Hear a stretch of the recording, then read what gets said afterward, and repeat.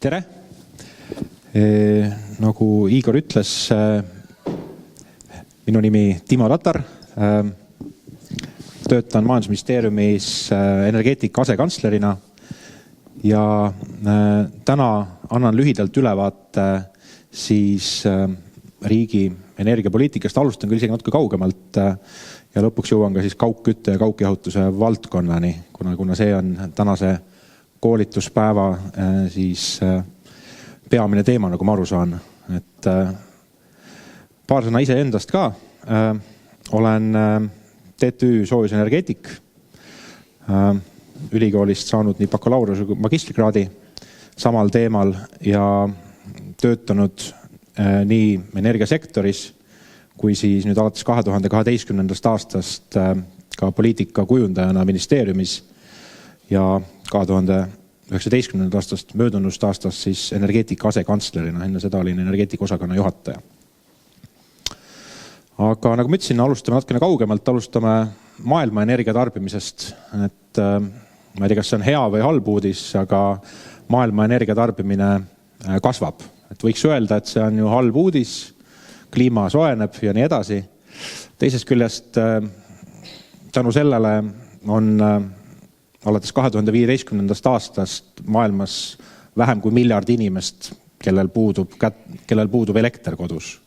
Ja tegelikult see elektri kättesaadavuseta või nii-öelda ilma elektrita ühiskonna osa väheneb umbes 100 miljoni elaniku võrra aastas. Nii et tegelikult ühest küljest võime öelda, et halb uudis, et maailma energiatarbimine kasvab. Teisest küljest väga suur osa sellest energiast on läinud selleks, et inimestel kodudes oleks elekter, mida tõesti väga paljudel siiamaani ei ole. Näiteks Aafrikas, Sahara-aluses Aafrikas on täna kuskil 500 miljonit inimest, kellel kõige elementaarsemad asjad nagu elekter näiteks puudub.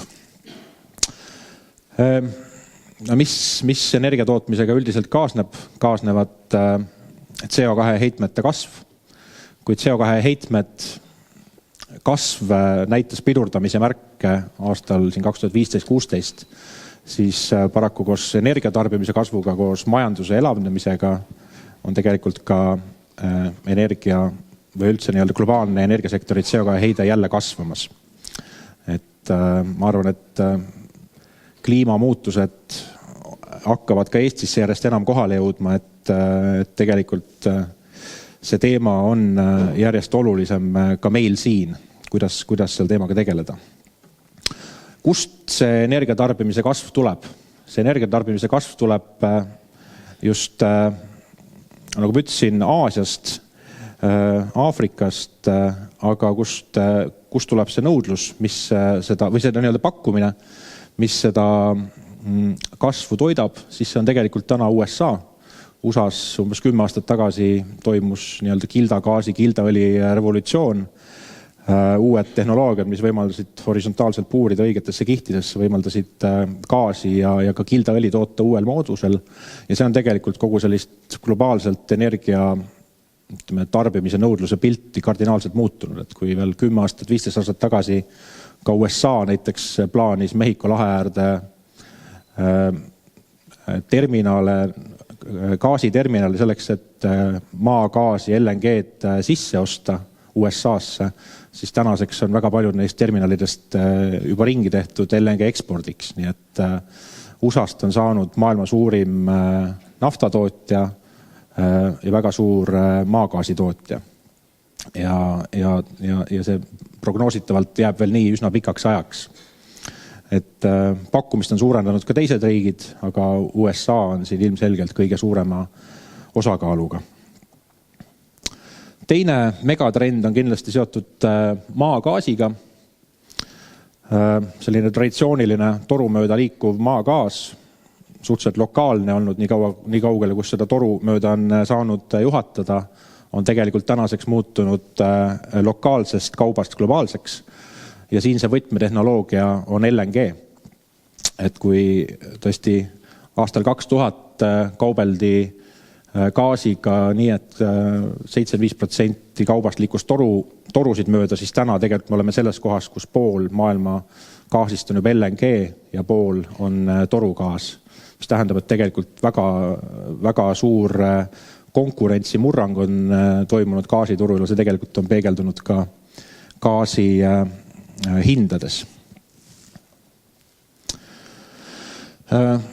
Ja ega see gaasivajadus ka Euroopas veel niipea ei kao ja seda gaasivajadust rahuldavad siis nii LNG terminalid kui ka täiendavad gaasiühendused, et meeldivad need meile või mitte, aga tegelikult me vaatame lihtsalt nii-öelda emotsioonivabalt pilti, et kuidas Euroopa oma energiatarbimist saab rahuldada, vaatame, mida teeb CO2 hind, vaatame, kui kiiresti kõrgema heitmega lahendused, näiteks kivisüsi ja põlevkivi turul konkurentsivõimet kaotavad, siis tegelikult see gaasi tarbimine on kõige loogilisem lahendus ka Euroopas ja see nõudlus veel niipea ei kao. Aga see ei ole mitte üksnes nii. Euroopas teeb ilma tegelikult ka tuul, kui me vaatame järgmist 20 aastat ette, siis vaieldamatult kõige suurem kasv elektri tootmise poole pealt tuleb tuulest. Tuulemahud suurenevad igal pool, enne kõike muide mitte isegi avamerel, vaid just maismaal. Maismaa tuulemahud on tegelikult kordades suuremad kui avamere omas. Langustrendis ilmselgelt kõige suuremad kaotajad täna Euroopas on kivisüsi, põlevkivi. CO2 hind on kõrge, tootmishind on kõrge, turule ei pääse ja pigem jäävad need jaamad tulevikus sellisesse stand-by režiimi, on need siis mingid erinevad võimsustasud, käivituvad siis, kui tuul ei puhu, päike ei paista, aga muidu nad lihtsalt tänase turukorraldusega turule ei pääse. Teine kasvutrendis olev lahendus on kindlasti päike. Meie laiuskraadidel võib-olla, kui selle aasta selline päikesepuum kõrvale jätta, siis võib-olla vähem, aga Lõuna-Euroopas järjest enam. Ja nagu näha, siis ka kahjuks, ma ise usun tuumaenergiasse väga palju, ma arvan, et uue põlvkonna tuumajaamad on väga ohutud, väga head, aga tegelikult tuumaenergia näitab Euroopas langemise märke. Seda enne kõike siis Saksamaal ega mujal tehtud otsuste osas tuumaenergiast väljuda. Et kahjuks neid 60-ndatel, 70-ndatel aastatel ehitatud tuumajaamu asendatakse uutega väga vähe. Et siin on ainult paar riiki, Norra, Prantsusmaa, mitte Norra, Soome, Prantsusmaa, kes selle valiku on teinud ja sellele kindlaks on jäänud. Aga nüüd nii palju siis maailmatrendidest, nüüd paari sõnaga ka Eestist, mis meil sellest teadmisest maailmast võtta on ja kuidas me enda energiapoliitika peaksime kujundama. Eesti CO2 heitmed aastal 2018 olid suurusjärgus 20 miljonit tonni, 19,9 kui täpne olla. Kui me lisame siia juurde Eesti metsades seotud CO2, siis me jõuame kuskil meie nii-öelda netopositsioonini kuskil 18 miljonit tonni. Ja seni veel 2018 suure osa sellest, umbes 70% nendest emissioonidest tulid põlevkivi elektrist ja põlevkiviõlist, aga enne kõike põlevkivi elektrist, et 2,5 miljonit tonni tuli CO2 heitmeid põlevkivi tootmisest ja ülejäänu tuli elektrist. Nagu me kõik teame, see olukord on tegelikult väga kiiresti muutunud, et tegelikult me liigume Eesti energeetikas üsna seda teed pidi, mida riiklikud energia arengudokumendid näevad, et elektri tootmine põlevkivist väheneb, tema roll muutub ja pigem siis põlevkivi kasutatakse õli tootmises, sest õli tarbimine maailmas on prognoositud vähemalt kuni aastani 2040 tänasele tasemele. Teised suured valdkonnad on kindlasti transport, tööstus ja põllumajandus on juba siis väiksemad. Eesti riik on seadnud endale täna eesmärgi vähendada aastaks 2030 seda CO2 heidet 70% võrra. Võib siit mõelda, et et kui juba möödunud aastal põlevkivisektori heitmed vähendasid 50% võrra, siis eesmärk on peaaegu täis, aga tegelikult see pilt on natukene kirjum, et see, et need heitmed vähenevad põlevkivi elektri tootmises,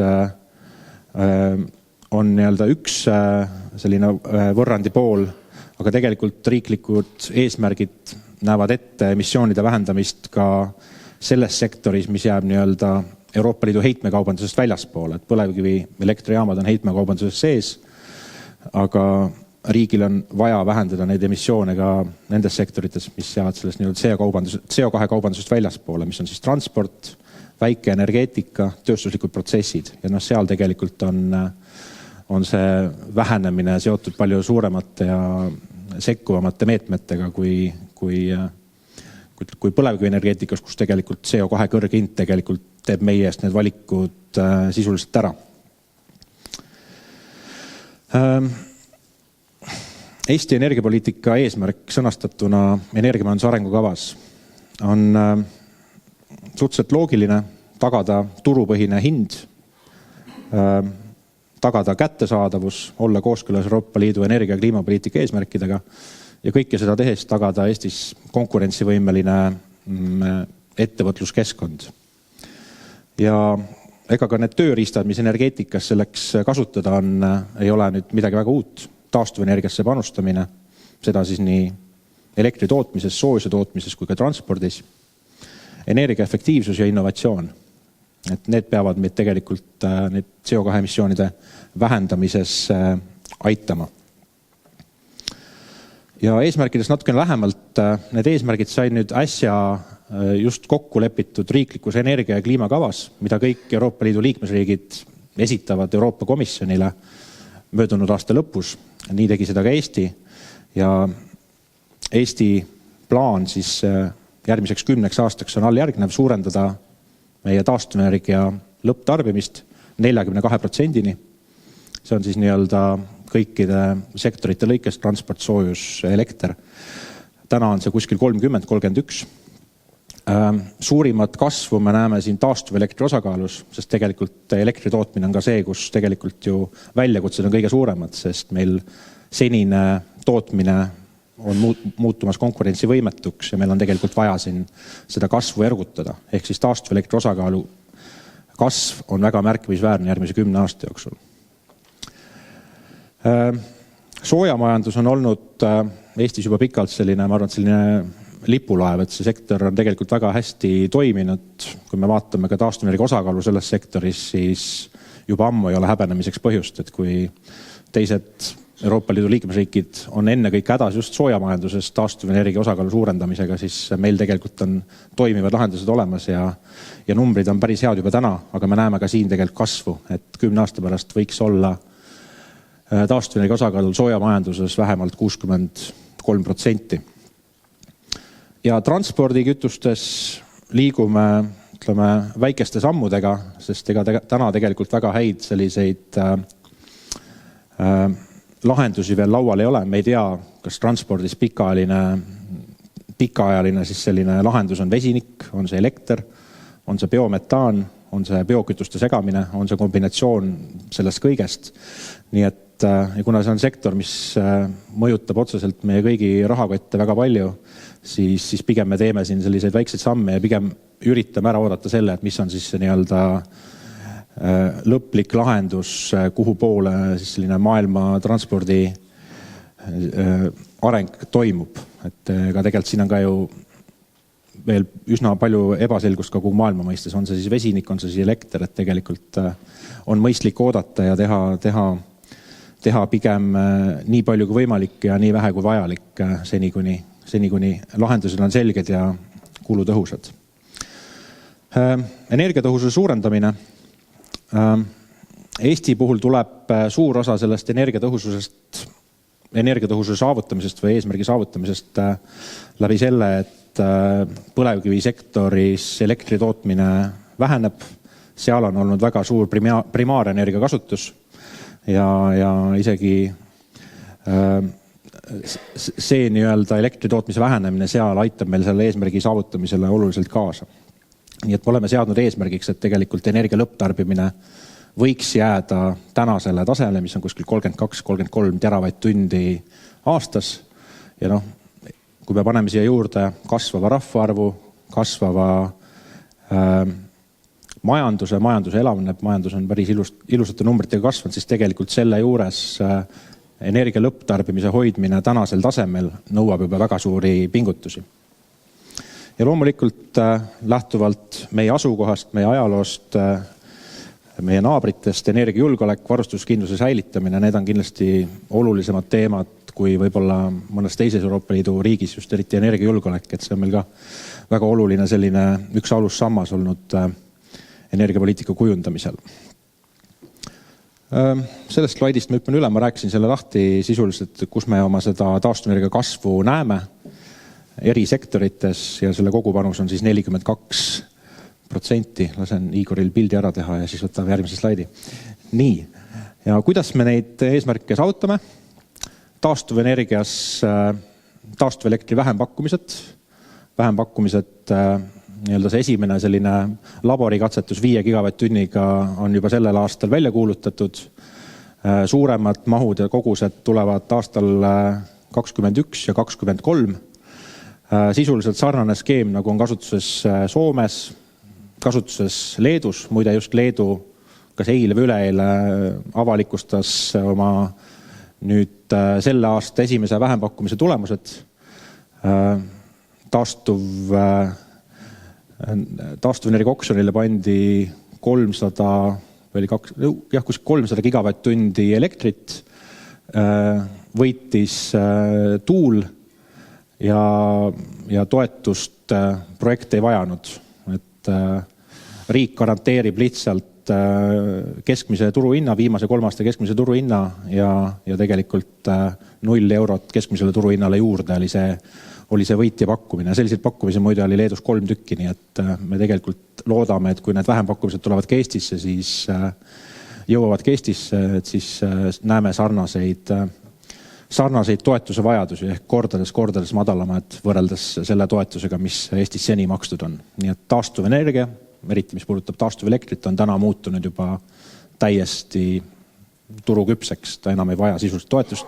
Ta vajab seda, et riik annaks garantii, et juhul kui turuhind kõigub, et siis oleks tagatud mingisugune selline minimaalne hind. Jätkame katlamajad biomassile lahendustega ja nende toetamisega. Transport biometaanile, elektrile, biokütuste segamiskohustus, jälle tuttavad teemad. Kindlasti kasvab ja jätkab hoonete energiatõhususe teema. Sellest oli siin üsna pikalt juttu. Energiatõhususe miinimumnõuded. Neid tuleb aeg-ajalt üle vaadata, seda näeb regulatsioon ette.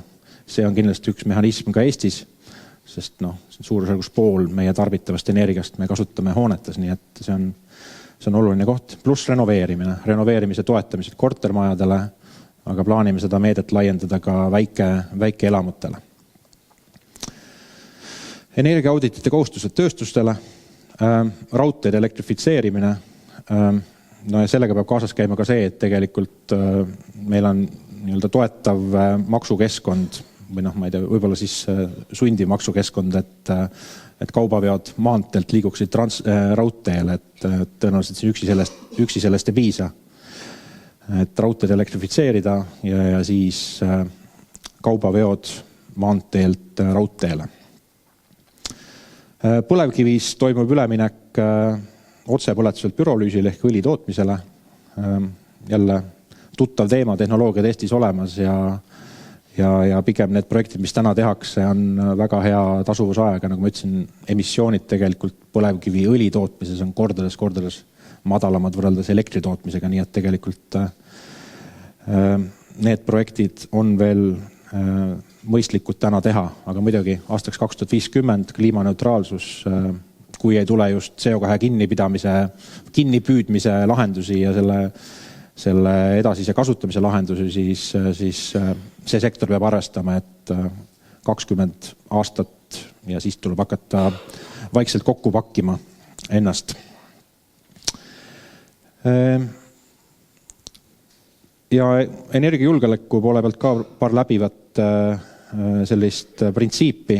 Üks on kindlasti see, et me järjest enam ja olulisemalt jälgime sellist lokaalset ja regionaalset võimsuste piisavust. Elering teatavasti teeb igal aastal sellist nii-öelda bilanssi, et vaatab, kas turul saadaolevad elektritootmisvõimsused katavad turu nõudluse olukorras, kus järjest rohkem kivisöe- ja põlevkivielektrijaamasid läheb kinni. Muidugi see pilt muutub järjest nii-öelda pingelisemaks ja sellel aastal siis selline Euroopa Eleringide ühendus, kus on 27 või 28 täna veel Euroopa Liidu liikmesriiki, panevad nii-öelda selle tervikpildi kokku ja siis me saame selle kindlama pildi, et kas meil on varustuskindlusega probleeme. Kui on, siis tuleb sekkuda, siis tuleb meetmetega välja tulla, mis tagab selle, et see juhitav võimsus oleks olemas. Ja kui me nõnda käitume, seda poliitikat ellu viime, siis me tegelikult oleme prognoosinud ka CO2 emissioonide üsna sellise tõhusa vähenemise. Eesti on nüüd ju liitunud tegelikult ka selle Euroopa Liidu initsiatiiviga saavutada aastaks 2050 kliimaneutraalsus, nii et tegelikult selle graafiku lõpp peab olema veel järsem. Täna on veel muidugi vara öelda, millised on need lõplikud tehnoloogiad, mida me peaksime aastal 2030, 2040 kasutusele võtma, et see kliimaneutraalsus saavutada. Me teame täna, mida me peaksime tegema järgmisel 10 aastal ja tegelikult sellest täitsa piisab, et 2050 on lihtsalt piisav aeg, et anda ka tehnoloogiatele võimalus areneda ja leida siis need kõige mõistlikumad tehnoloogiad tulevikus. Ja kaugküttest siis poliitika kujundaja vaatest. Nagu ma ütlesin, kaugküttesektor või soojamajandussektor üldiselt on Eestis pigem olnud selline teed näitav sektor. Kas või taastuvenergia osakaalu poolest, aga tegelikult kui me vaatame näiteks ka statistikat, kui kenasti on meie kaugküttevõrkudes näiteks kaod vähenenud, siis ka need numbrid on tegelikult päris kenad ja ei ole põhjust näiteks häbi tunda, kui me võrdleme neid numbreid näiteks Taaniga, et me tegelikult meie kaugküttesektor on, ma ütleks täna korda saamas või peaaegu korras ja selle üle on põhjust uhke olla. Ja riigi vaatest kindlasti tiheasustustega piirkonnas on kaugkütte jätkuvalt kõige mõistlikum lahendus ja loomulikult ka kaugjahutus, eriti kui neid on võimalik koos teha ja neid võrke ühiselt hallata. Kogu seda valdkonda Eestis reguleerib kaugkütteseadus, aga ka rida teisi seadusi, aga kaugkütteseadus on selline põhiline, ütleme, selle sektori piibel, ja tegemist on reguleeritud äriga, et kui ma arvan, 10 aastat tagasi oli pigem selline üldine eufooria, et liiguks igas valdkonnas väga kiiresti sellise liberaalse turu poole, siis ma arvan, et täna tegelikult võib nagu diskuteerida, et kas selline mõistliku reguleeritud äri, mis ei tapa innovatsiooni, aga pakub stabiilsust, et võib-olla selline reguleeritud mudel on mõistlik, et eriti olukorras, kus Euroopal on nagu väga tugevad kliima- ja energiapoliitilised eesmärgid ja neid eesmärke on vaja ellu viia, et seal, kui riigil on tegelikult nagu selline hoob, kuidas sektorit mõjutada ja juhtida, et see ei pruugi olla üldse halb lahendus, nii et pigem täna need diskussioonid võib-olla isegi laualt maas, et kas peaks sellist ütleme siis reguleeritud mudelit kiiresti millegi muu vastu asendama. Aga veel märksõnasid, see kaugkütte versus vaba konkurents ma rääkisin. Teine trend kindlasti on kasvav paralleeltootmine. Just siin eelmine ettekandja rääkis ju sellest päikesepaneelide lahendusest. Sisuliselt on see ju natukene selle sama olemasoleva turu ärasöömine kaugkütte ettevõtte vaatest, et see kindlasti tähendab väljakutseid nii regulatsioonile kui ka siis ettevõtetele endale. Ja kaugjahutus, kasvav valdkond, täna on ta vabaturul ja ei ole ka plaanis riigi poolt hakata seda kuidagi reguleerima, et ei näe põhjust. Ja riik on selle sektori arengut tegelikult süsteemselt toetanud ja me plaanime sellega ka jätkata, on need siis torustiku renoveerimised, kus tõesti see nii-öelda lihtasuvusaeg muidu on 100 aastat, kui me üritaks seda nii-öelda lihtsalt ilma täiendav investeeringu abita teha.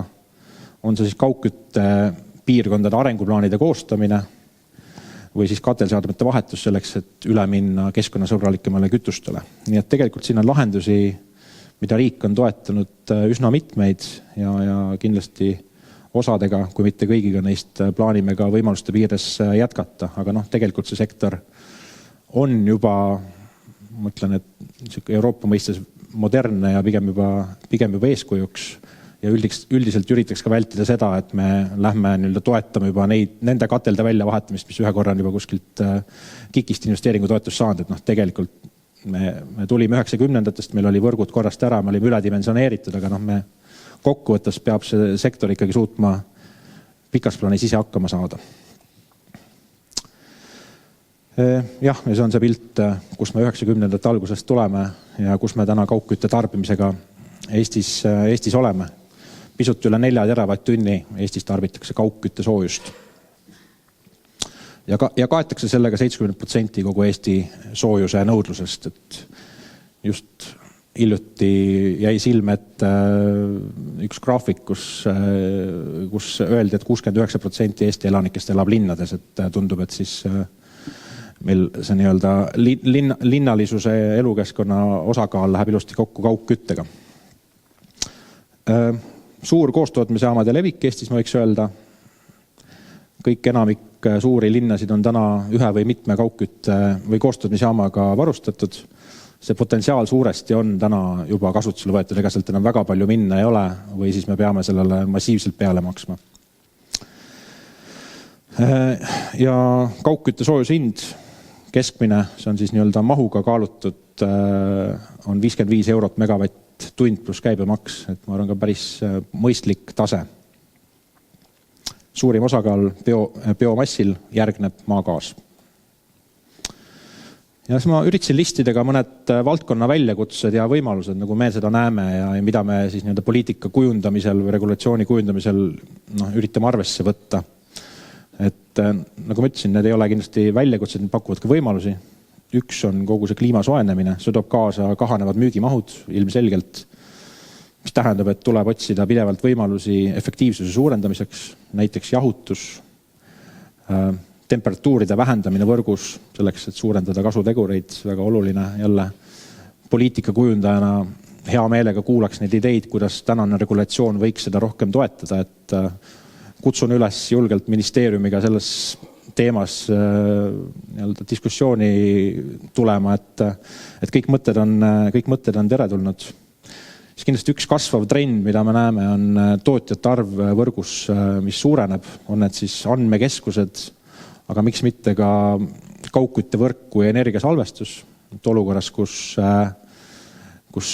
elektri hind teatud tundidel mõnikord on 0 eurot megavatt-tund, trendid selles osas pigem jätkavad, et see elektri hind muutub järjest volatiilsemaks, kui on võimalik tarbida 10 eurot megavatt-tund elektrit,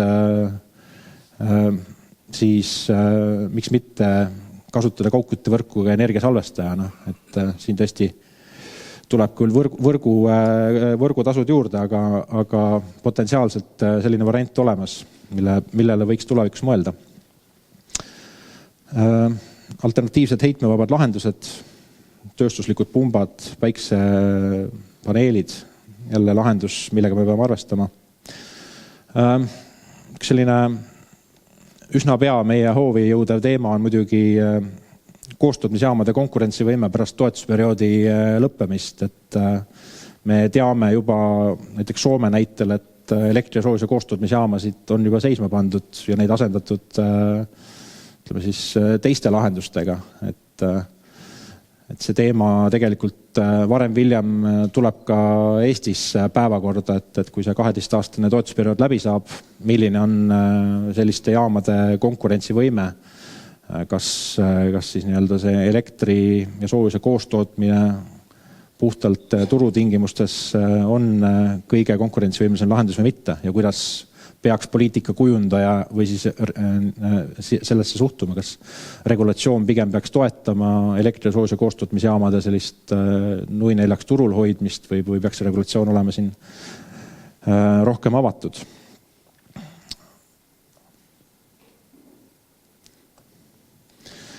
Ja need diskussioonid tegelikult, kuidas seda regulatsiooni teha tulevikukindlaks, seda regulatsiooni teha selliseks, et ta pakuks stabiilsust, pakuks investeerimisvõimalusi. Need diskussioonid on täna käivitunud. Et just nädal aega tagasi tuli ministeerium välja sellise avaliku konsultatsiooniga, ehk siis kaugkütteseaduse väljatöötamise kavatsusega, kus me listisime mõned sellised lahendused, mida me näeme, et sektoril võiks olla vaja, mis initsieeriks investeeringuid, initsieeriks suuremat energiatõhusust, näiteks kahekomponendiline hind, soojuse ostukonkursid viia riigihangete registrisse, mitte küll väga väikestel mahtudel, aga üle 2 megavati. Või siis mõnede peamiste selliste hinnaregulatsiooni võtmeelementide toomine seadusesse jälle selleks, et pigem anda sellist stabiilsust investeeringute tegemiseks. Me oleme turult kuulnud tagasisidet, et võib-olla Konkurentsiameti sellised metoodikad vahetuvad väga kiiresti ja see ei anna piisavat kindlust mingisuguste otsuste tegemisel.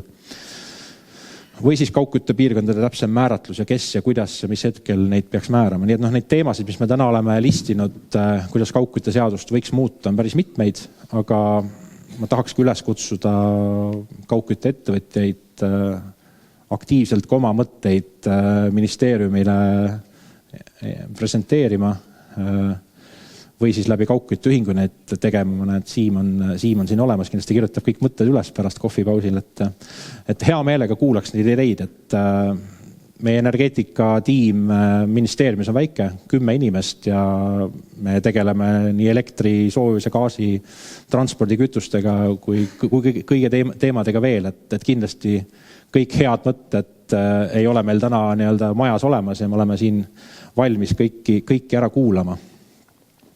Aga minu poolt kõik, aitäh ja loodan, et oli teil huvitav. Suured tänud, Timo oli väga põneva ettekanne ees. Ma tean, et kell 3 pead olema teises kohas. Ma pakun välja, et küsimuste jaoks aega ei ole.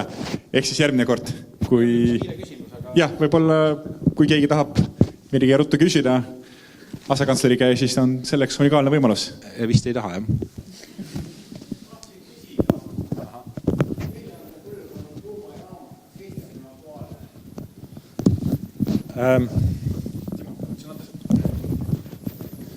Ma arvan, et olukorras, kus neid 4. põlvkonna tuumajaamasid täna olemas ei ole, on olemas 3. pluss põlvkonna tuumajaamad, oleks väga rumal hakata välistama midagi, mida me ei tea, mis asi see on. Et kui need lahendused olemas on, kindlasti ei ole mõistlik Eestisse rajada esimest seesugust, aga võib-olla 5. juba küll näiteks, et kui me teame, mis lahendus on. Nii et pigem ärme tõmba neid punaseid jooni, kui me ei tea, eks, mis lahendus see on.